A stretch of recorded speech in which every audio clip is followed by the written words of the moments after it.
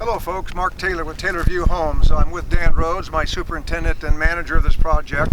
And this is our third video in a series where we are trying to show you, our potential customer, the care that we take to get everything right at the incept of a building project, as important as your family home. And today, I think Dan would agree, there's a real critical thing going on, right, and that is the detailed layout of a home, both per you, the owner, so you maximize a view, and then also per county setback rules and requirements. And as simple as that sounds, when you have a geotechnical engineer involved, as I'm sure Dan will extend on here in a minute, any tilt or any movement of that home, if it doesn't follow the foundational support that the engineer wanted for overdigs of expansive soils, namely clays, then you can really get into a critical element there where you think it looks good, but the geotechnical engineer comes up and goes, wow, you're off, you're out of a line with the foundational support, thus the structural rock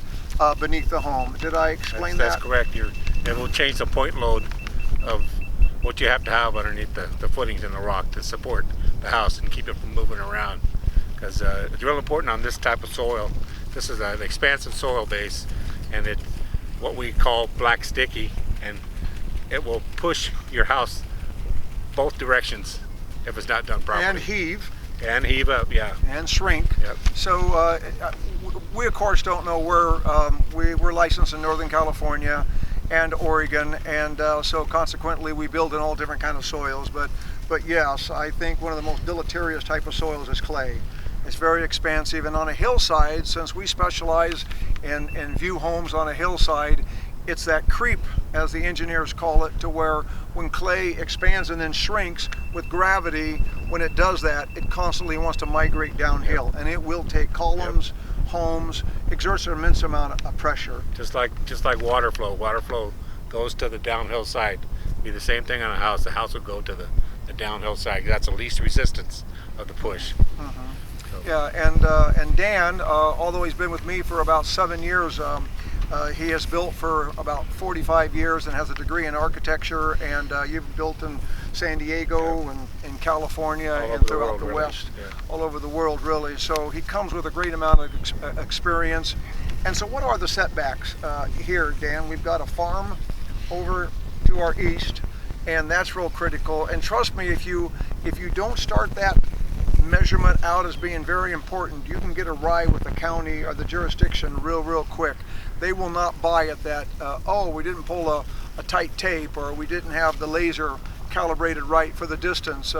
This is a 200-foot setback on the farm, distance from the farm, and of course we have a fire break setback at 50 feet. So it's 200 feet to our east, and it is 50 feet to our northwest here, and those are critical elements. So layout, geotechnical engineering, the owner's preference as to how they acclimate the home to the view is also important. And that setback too. It's not based on your building line. It's based on your total envelope of your package that you're building.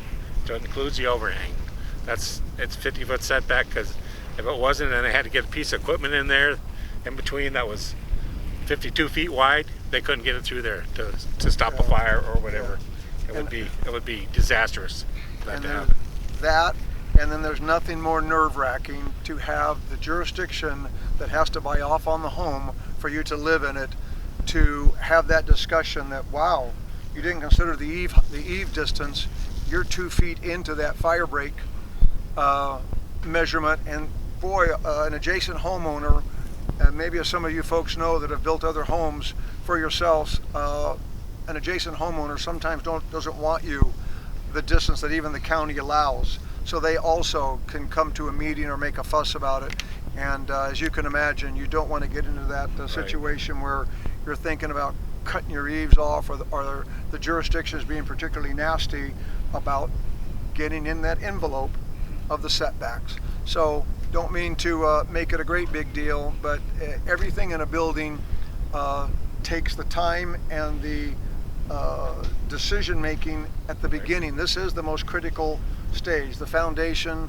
We believe we're professionals on that, right, Dan? And that is because we follow the direction of the geotechnical engineers, the county rules, and of course you, the homeowner. And Also, it's very important to know the codes of the thing, because the building department will okay a set of drawings, but if they miss something and they Good point. and they leave something out, it's their errors and omissions.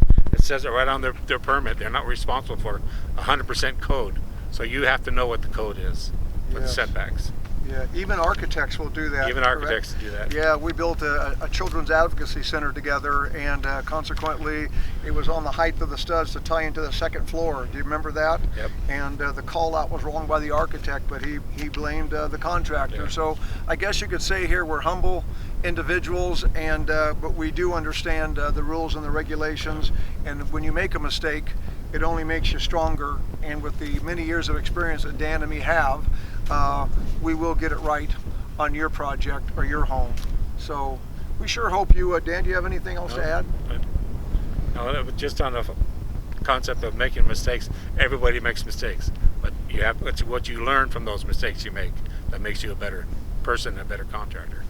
I totally ascribe to that. And yes, we're trying to instill confidence and lay it out just like it is here on how we work together. And we hope it makes you feel confident, our potential customer, in choosing Taylor View Homes for your next project. Please hit the like or the subscribe button. We always appreciate the numbers, and we appreciate you looking at the videos. Thank you so much.